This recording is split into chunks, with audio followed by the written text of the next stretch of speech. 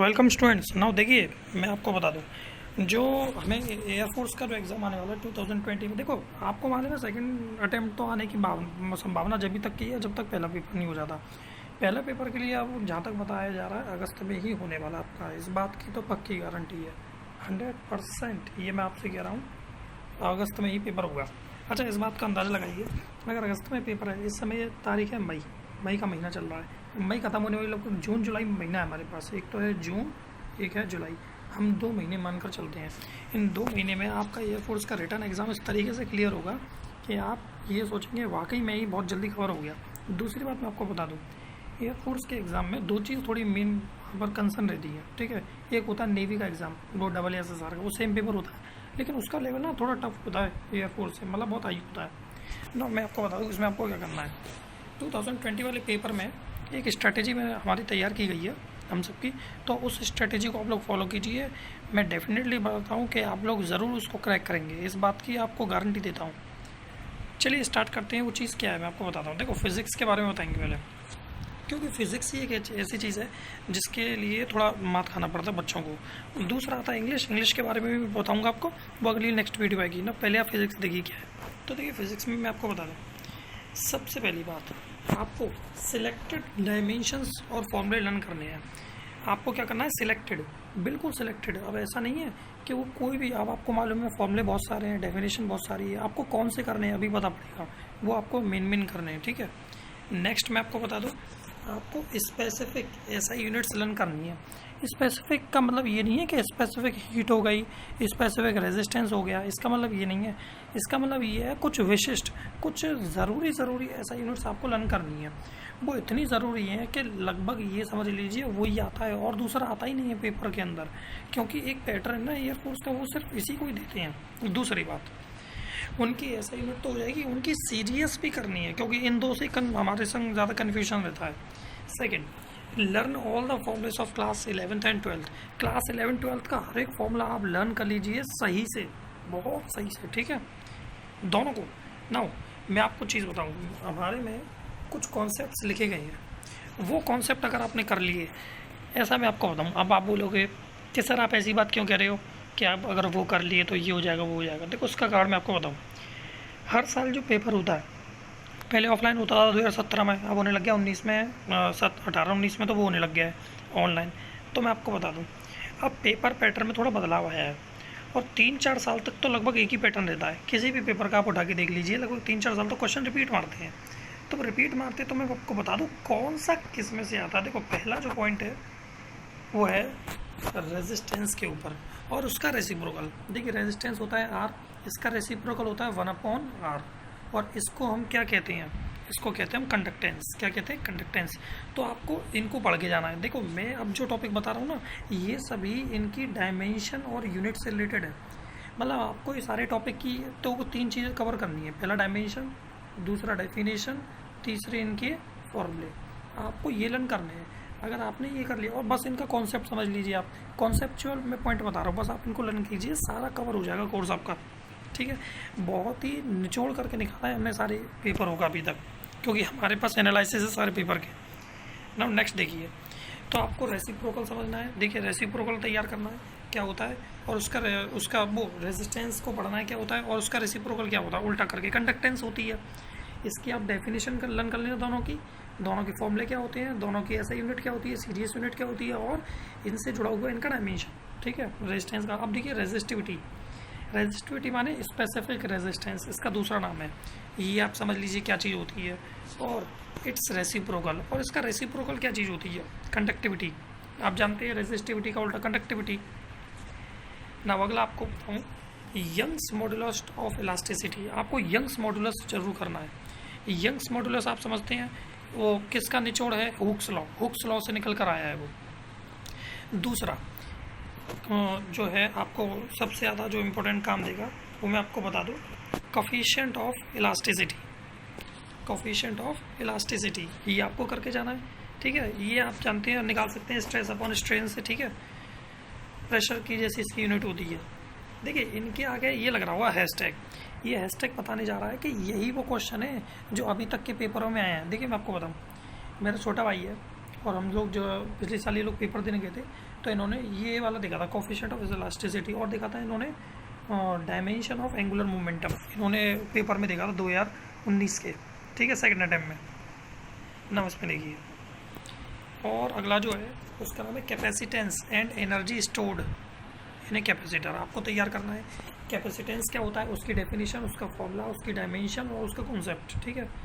और उस एक एनर्जी स्टोर होती है ना कैपेसिटर के अंदर, वो उसकी डायमेंशन वगैरह से हाफ CV², LI², ये सब आप कर लेना, ठीक है ना। इसका हैशटैग लग रहा है, यानी ये भी इंपॉर्टेंट है। एंड अगला देखिए, इंडक्टेंस क्या चीज़ होती है। इंडक्टेंस दो होते हैं, सेल्फ और म्यूचुअल।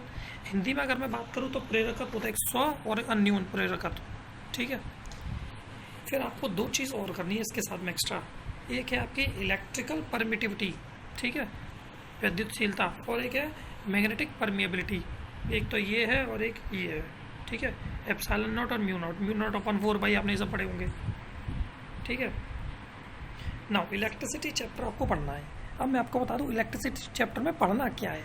EMF अब आपको ज़रूर पढ़ना है। EMF आप ऐसे पढ़ते हैं कि मोशनल EMF वगैरह आप पढ़ते हैं, ठीक है। EMF वोल्टेज पढ़ना है आपको। एक तो होता है वोल्टेज, माने क्या, इलेक्ट्रिक पोटेंशियल और पोटेंशियल डिफरेंस, ठीक है। और यूनिट तो उनकी एक ही होती है वोल्ट, ये आप याद कर लेना, उनकी डेफिनेशन और उनके डायमेंशन वगैरह, और डिराइव कर लीजिए, याद तो नहीं हो पाएगी, ठीक है। चार्ज क्या होता है, Q होता है, जिसका फॉर्मूला होता है IT, करंट से रिश्ता होता है, करंट बता दीजिए। इलेक्ट्रिक फील्ड क्या होती है, उसका फॉर्मूला देखिए, इन पे हैशटैग लग रहा है, बहुत इंपॉर्टेंट है ये सब, ठीक है। अगला मैग्नेटिक फील्ड क्या होती है, इस बात को ध्यान रखना, आपको पढ़ना है। टॉर्क और लेंज़ेस लॉ, इनको आप पढ़ लीजिए। देखिए ये वो टॉपिक है जिनमें से डायरेक्ट क्वेश्चन आते हैं, ठीक है। और आप एक काम कीजिए, अगर आपने पेपर भी अगर एक बार दिया हुआ एयरफोर्स नेवी वगैरह, तो आपने देखे होंगे ये क्वेश्चन, इसमें से जो मैं बता रहा हूँ सब मिलेगा आपको। Specific heat and specific heat capacity, देखो ये तो जाने एयरफोर्स की, इनमें तो क्वेश्चन आने हैं। देखो इसमें मैं आपको बता दूँ, इसके लिए भी हैशटैग लगा रखा है मैंने ना। फ्लक्स आपको पढ़ना है, इलेक्ट्रिक और मैग्नेटिक फ्लक्स, ठीक है। उसकी वेबर वगैरह जो उसकी यूनिट्स होती हैं आपको पढ़नी है, ठीक है। और ये इसका हैश लग रहा है क्योंकि इंपॉर्टेंट है। हाँ, विस्कोसिटी बहुत इंपॉर्टेंट है। और कोफिशिएंट ऑफ विस्कोसिटी आपको पता है, मैं जो हूँ इसका पेपर कई बार दे चुका हूँ, तो मैंने कई बार देखा है और मैं इतना रट चुका हूँ इन चीज़ों को, तो कोफिशिएंट ऑफ विस्कोसिटी का तो मुझे ऐसे ही मालूम है, ml-1 T-1, ये तो मुझे रट चुके हैं। आप बस प्रैक्टिस कीजिए, देखिए प्रैक्टिस करने से कुछ बन पाओगे, याद तो फिर भूल जाओगे करके। तो देखो ये आप कर लेना, ठीक है, ये बहुत इंपॉर्टेंट है। कोफिशिएंट ऑफ विस्कोसिटी, मुझे लगता है यही ना आ जाओगी पेपर में। टेंशन और सरफेस टेंशन ज़रूर पढ़ें, इनकी डेफिनेशन, इनका कॉन्सेप्ट और इनसे जुड़ी हुई सारी चीज़ें। देखिए क्वेश्चन आता है सरफेस क्या है, पानी जो बारिश की बूंदें होती है वो गोल क्यों होती है, सरफेस टेंशन के कारण। एक होती है कील यानी नेल, पानी में अगर डुबा दिया जाए उसको स्लाइडली बड़ी आराम से वो तैरती है, क्या कारण है, सरफेस टेंशन। बहुत से उसका बेंड फोर्स, ये बोएंट फोर्स, और उन्हें कौन कौन से सिद्धांत दे देते हैं ना भैया। देखो मोमेंटम लीनियर और एंगुलर दोनों, देखिए मेरे में जो डेफिनेशन आई थी, जो मैं भी एक बार एग्जाम देने गया था, तो वो एंगुलर मोमेंटम की आई थी, ठीक है। डेफिनेशन नहीं, इसकी डायमेंशन आई थी, लेकिन आप इसको पूरी तरीके से प्रिपेयर करके जाएं। नेक्स्ट मैं आपको बता दूं, देखिए जो मैं आपको बता दूं, मोमेंटम होगा ग्रेविटेशनल कांस्टेंट G क्या होता है, ठीक है, ये आपको। और इसी के साथ साथ एक्स्ट्रा में अब छोटा G भी याद कर लेना, स्मॉल g, जिसकी वैल्यू होती है 9.8 मीटर पर सेकंड स्क्वायर। ये एक्सेलरेशन ड्यू टू ग्रेविटी होता है। एक बात ध्यान रखें, कोई चीज़ अगर वो धरती से ऊपर की दिशा में जा रही है तो उसके लिए G नेगेटिव होगा, नीचे आ रही है तो पॉजिटिव होगा, क्योंकि ऊपर की दिशा में ग्रेविटी उल्टी हो जाती है। उल्टी का मतलब आप समझ रहे हो, उल्टा काम करती है। अगर आप ऊपर जाएंगे तो आपको फोर्स ज़्यादा लगेगा, जैसे होता है ना ढलान पे चढ़ने पर उल्टा काम करती है, हमें वजन ज़्यादा लगाना पड़ता है, जबकि उतरते समय हाल जाते हैं क्योंकि ग्रेविटी का प्रभाव नीचे पड़ता है, ऊपर नहीं उल्टा हो जाता है। यूनिवर्सल गैस कांस्टेंट R आपको पता करना है कि पढ़ना है इनके बारे में क्या है। बोल्ट्जमैन कांस्टेंट, ये इसको कहते हैं ना बोल्ट्जमैन नियतांक Z, ये आप जानते हैं एनर्जी अपॉन टेम्परेचर है। आप ऐसे याद कर लो, बस डेफिनेशन भी याद हो गई, फॉर्मूला भी इसका बन जाएगा, जूल पर केल्विन, ठीक है, ऐसे आप बना सकते हैं। और इसकी अगर यूनिट की बात करें उसकी डायमेंशन की, तो ml/T-2 K-1 या θ-1। एंड लास्ट है प्लैंक्स कांस्टेंट, बहुत इंपॉर्टेंट है, ये भी पिछली बार आया था। देखो मैं आपको बताऊँ, प्लैंक्स कांस्टेंट से जुड़ा एक न्यूमेरिकल बहुत आता है एनर्जी निकालने के लिए, E = h/ν, आपको फ्रिक्वेंसी दे देगा, एनर्जी निकलवा देगा। और H की कांस्टेंट की वैल्यू आपको पता होनी चाहिए, जैसे 6.6 × 10⁻⁻34 किलो सेकंड, वो kg सेकंड होती है, ठीक है। तो ये सब आपको याद कर लेनी है, ठीक है ना। आगे देखिए ना नेक्स्ट टॉपिक है कॉन्सेप्ट्स फॉर स्टडी। देखो अभी तक जो मैंने आपको बताए थे सारे के सारे ऊपर टॉपिक बताए थे, देखिए ये जो मैंने अभी आपको सारे के सारे टॉपिक बताए थे, ये सभी टॉपिक किससे जुड़े हुए हैं, इनकी डायमेंशन निकालने के लिए। डायमेंशन से डायरेक्ट क्वेश्चन बनेगा इनमें से।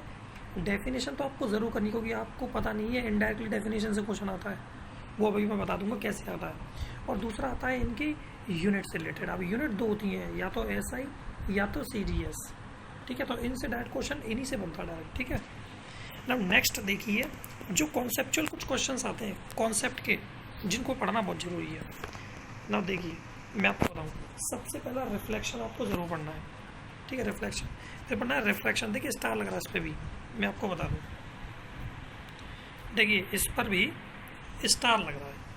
क्यों लग रहा है ये हैशटैग? क्योंकि रिफ्लेक्शन से बहुत सारे सवाल आते हैं, जैसे तारों का टिमटिमाना, वो भी इसका कारण है, ठीक है। पानी जो नदी है, नदी के अंदर कोई वो क्या नाम सिक्का डला हुआ है, वो थोड़ा ऊपर उठा हुआ दिखाई देता है, क्यों? रिफ्लेक्शन के कारण। ऐसे बहुत सारी चीज़ें जो इन्हीं के कारण दिखती हैं। तो ये सीधे कॉन्सेप्ट का क्वेश्चन आता है, ठीक है। एक आता है डिफ्रेक्शन ओवर। डिफ्रेक्शन आप समझते हैं, हिंदी में तो शायद मुझे याद नहीं है, बट इसको इंग्लिश में मैं आपको बता दूँ। डिफ्रेक्शन का मतलब होता है कोई लाइट अगर जा रही है तो उसके बगल में जो अंधेरे वाले हिस्सा है उस पर भी तो थोड़ी थोड़ी लाइट, मतलब लाइट का थोड़ा सा बेंड हो जाना डार्क साइड, डार्क वाली साइड पर, तो ये होता है इसका डिफ्रेक्शन। इसको भी आपको याद करना है, कोई स्टार पॉइंट लग रहा है, बहुत इंपॉर्टेंट है। इंटरफेरेंस, इसके ऊपर भी बहुत याद करना है आपको। इंटरफेरेंस क्या है कि दो वेव्स आती हैं और आके एक पॉइंट पर टच करती हैं, मिलती हैं वहाँ पे, और वहाँ पर दो कंडीशन बनती हैं, या तो वो होता है कंस्ट्रक्टिव या होता है डिस्ट्रक्टिव। इसको संपोषी और वो कुछ बोलते हैं ऐसे ही, है ना। तो आप याद कर लेना, जिसमें ब्राइट और डार्क जिस बनती हैं ना। पोलराइजेशन आप जरूर कर लेना, स्टार लग रहा है। पोलराइजेशन नहीं, ध्रुवीकरण, यानी इसको कहते हैं ध्रुवण। इसमें मालूम है क्या होता है? पोलराइजेशन में जो अलग अलग डायरेक्शन में वेक्टर्स जाते हैं उनको सिंगल डायरेक्शन में कर देते हैं। इससे वैसे इसका सवाल बस ये आता है कि पोलराइजेशन की पहचान किससे होती है, ट्रांसवर्स वेव से या लॉन्गिट्यूडनल वेव से, ठीक है। तो ये आता है, आप जानते हो ट्रांसवर्स वेव से होती है, जो कि लाइट में होती है, लाइट ट्रांसवर्स नेचर की होती है। ये कभी भी उसमें नहीं हो सकती लॉन्गिट्यूडनल में, क्योंकि उसमें क्योंकि आप जानते हैं लॉन्गिट्यूडनल में कंप्रेशन और रेफेक्शन होते हैं, वो इसकी प्रॉपर्टी शो नहीं करते, ठीक है। एक क्वेश्चन और बनता है इसमें से, ये मैं आपको वेव ऑप्टिक्स के बारे में बताया मैंने, वेव और क्या नाम है रे ऑप्टिक्स के बारे में मैंने आपको बताया, ठीक है ना। अब आपको बताऊँ हाइगेंस प्रिंसिपल। ये हाइगेंस प्रिंसिपल आपको ज़रूर करना। हाइगेंस प्रिंसिपल आप समझते हैं, बहुत इंपॉर्टेंट है। इसमें वेव फ्रंट्स के बारे में बात की जाती है, आप जानते हैं वेव फ्रंट्स उनके बारे में। और लास्ट जो इसका ऑप्टिक्स में से जो पॉइंट रह जाता है वो है यंग्स डबल स्लिट एक्सपेरिमेंट। आप ये नहीं है इनको गहराई से पढ़ो, एक न्यूमेरिकल कुछ नहीं, इनकी डेफिनेशन पढ़ो, कॉन्सेप्ट समझो, खत्म कहानी।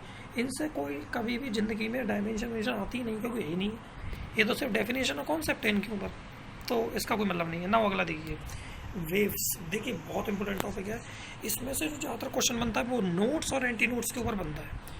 नोट्स आप समझते हैं, जैसे कि ये वेव्स जा रही हैं, अब चले वो बात की बात है, जब हम पढ़ेंगे तभी बताएंगे, ठीक है। बस मुझे जल्दी टॉपिक ख़त्म करने हैं, ठीक है। आप लोगों को ये नोट्स और एंटी नोट्स अगर आपकी डिमांड रहेगी तो मैं क्या करूँगा, वीडियोस बनाऊंगा इन चैप्टर से ऊपर, और इतना इंपॉर्टेंट बनाकर भेजूंगा, सिर्फ उसको पढ़ो, फालतू पढ़ने की ज़रूरत ही नहीं। 2 महीने में जब तुम पूरी साल नहीं पढ़ पाए, अभी तक कुछ नहीं कर पाए, तो अब कौन सा कुछ उगाड़ लोगे। 2 महीने में करो इतना, पेपर में है जितना, ठीक है। अगला टोटल इंटरनल रिफ्लेक्शन TIR, ये तो बहुत इंपॉर्टेंट है। इसकी कंडीशन ज़्यादातर पूछी जाती है, किस कंडीशन में ये होता है? ये तब होता है जब कोई लाइट डेंसर मीडियम से रेयर मीडियम में जाए, और इसके लिए जो कोई भी एंगल है क्रिटिकल एंगल से ग्रेटर होना चाहिए, ठीक है। 2 कंडीशन होती है। और ज़्यादातर जैसे हीरे का चमकना, आपने देखा है हीरे का चमकना, ठीक है, हीरे का चमकना, लाइट मारना, वो सब इसके कारण है। मतलब जहाँ जहाँ चमकने वाली बात आएगी वहाँ TIR की बात होगी, ठीक है। ये चीज़ आप कर लेना। ये हैशटैग लग रहा है क्योंकि इंपॉर्टेंट बहुत है, ठीक है ना। आप देखिए SHM simple harmonic motion, Hindi में कहते हैं सरल आवर्त गति। इसमें किस में से क्वेश्चन बनता है मैं आपको बताऊँ। एक तो पोजीशन पे से बनता है कि जैसे ये एक सिंपल पेंडुलम है, इसकी ये 3 पोजीशन होती हैं, ये मीन पोजीशन पर है, एक्सट्रीम पोजीशन पर है, तो इसकी क्या क्या है, एक्सेलरेशन क्या हो, कहाँ जीरो, कहाँ वेलोसिटी, कहाँ पोटेंशियल, काइनेटिक एनर्जी, सब होते हैं ना। ये सब टॉपिक जब पढ़ेंगे तब आपको समझ में आ जाएगा। वैसे तो आप पढ़ चुकेंगे, चूँकि आप एयरफोर्स, इंडियन एयरफोर्स की तैयारी कर रहे हैं, अभी तो इतना तो जानते होंगे भाई मेरे।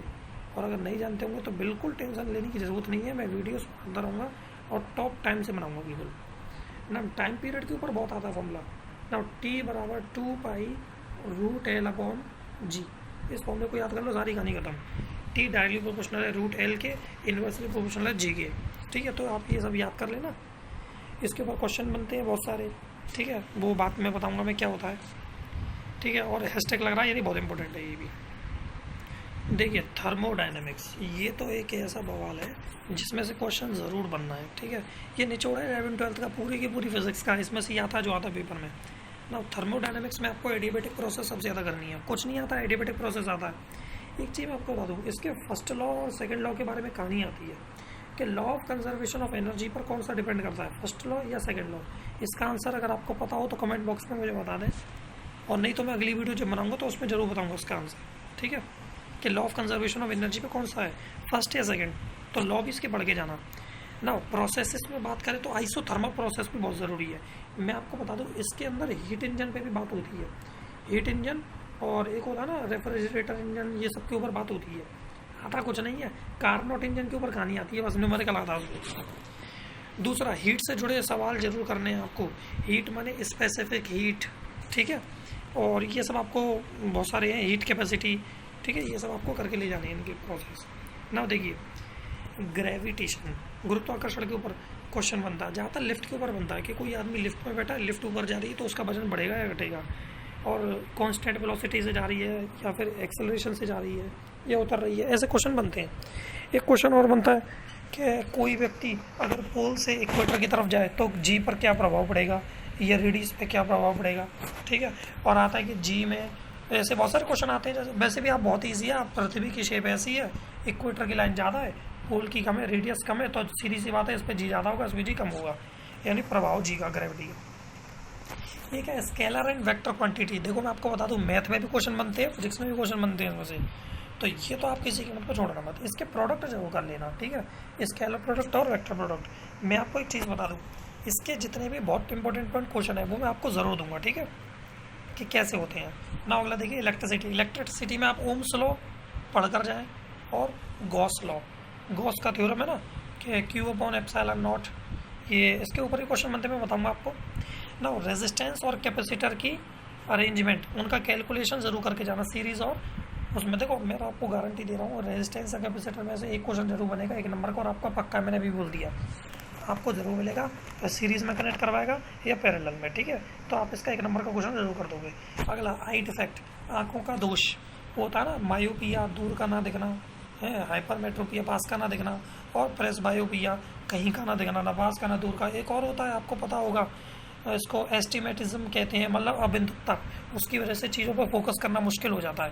फिर इनको करेक्टिव करने के लिए जो डिवाइसेस काम आते हैं, जैसे इसके लिए कॉन्वेक्स, कॉनकेव, सिलेंड्रिकल, और ऐसे बहुत सारे आते हैं इनके ऊपर, जैसे बाईफोकल लेंस, प्रेस बायोपिया के लिए करेक्टिव। आप लेंस समझ गए उसके, तो देखिए आप करेक्टिव लेंस समझ गए होंगे इनके जो है ना। देखिए और मैं आपको बता दूं, नेक्स्ट देखिए प्रिंसिपल, हाँ ये फॉलो, वी बराबर लेमडा एफ, एल है, एल माने लेंथ, वेव लेंथ। देखिए velocity, wave length and frequency of the wave के ऊपर क्वेश्चन ज़रूर बनेगा, आप बिल्कुल टेंशन ना लें, आपको याद होना चाहिए वी बराबर लेमडा एफ, इस पर तो फॉर्मूला जरूर बनेगा।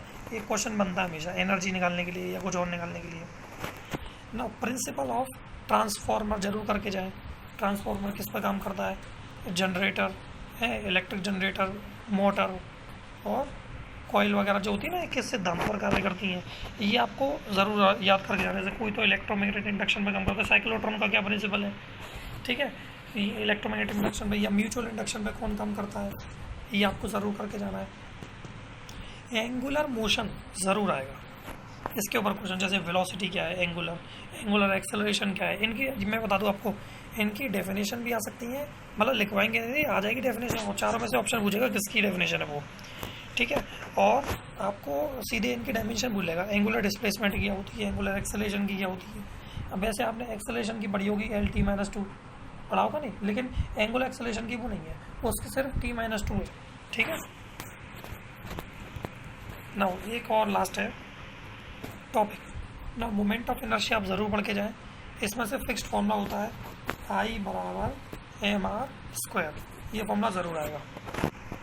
और कुछ गिने चुने करके ले आना कि किसके अराउंड किसका, जैसे किसकी एक्सिस के अराउंड किसका कौन सा मोमेंट वो होता है, मोमेंट ऑफ एनर्जी। जो प्रोजेक्टाइल मोशन आप जरूर करके जाना।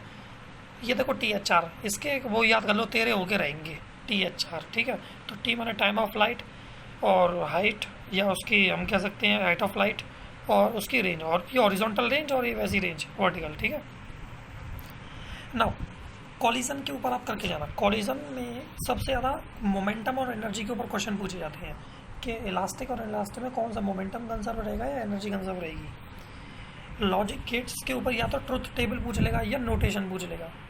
नोटेशन होता है ना, न्यू बना देंगे, ये गोला कर देंगे, ये करके ये और पूछ लेंगे किसका साइन है, एंड का नेंड का किसका है, ठीक है ना। कम्युनिकेशन सिस्टम के ऊपर आपसे जरूर पूछा जाएगा, वो भी किसमें, वेव्स के ऊपर। स्काई वेव्स में कौन सी वेव्स काम करती हैं, ठीक है। 24 घंटे मतलब बहुत सारी ऐसी हैं, जब पढ़ेंगे तब पता पड़ेगी ना। कन्वर्जन ऑफ एमीटर, एमीटर क्या होता है, उसका गैल्वेनोमीटर से क्या ट्रांसफ़र होता है ना कि एमीटर को गैल्वेनोमीटर में चेंज करने के लिए रेजिस्टेंस ज़्यादा से ज़्यादा और पैरेलल में यानी क्या क्या कंडीशन करी जाती है, और गैल्वेनोमीटर को एमीटर में चेंज करने के लिए सीरीज़ में और उसका रेजिस्टेंस कम, ऐसे कंडीशन होती है, बहुत सारी लगाने पड़ते हैं। AC चैप्टर जरूर पढ़ के जाना, जिसमें रेजोनेंस पावर फैक्टर जरूर आएंगे, ठीक है। टाइम कांस्टेंट जैसे √LC, ठीक है, L/R और RC, इनकी वैल्यू क्या होती है, T होती है, इनकी डायमेंशन T होती है, याद करके जाना। नाउ आपको बता दूँ, कैपिलरी बेस्ड फैक्ट्स जरूर आएंगे। कैपिलरी आप समझते हैं, कोई भी कैपिलरिटी होती है उस पर बेस्ड जो क्वेश्चन होते हैं, जैसे तेल की वो होती है ना, उसमें से दिया होता है, जो उसमें से तेल की बत्ती चढ़ती है, वो किसके कारण उसमें तेल चढ़ता है, वो इसी के कारण चलता है, ऑयल का, ठीक है। तो बस यही इसका टॉपिक था। आई होप आपको अच्छी तरह समझ आ गया होगा। सॉरी टाइम बहुत लग गया, बट ये आपका कोर्स पूरा कंप्लीट हो जाएगा। Okay, thank you.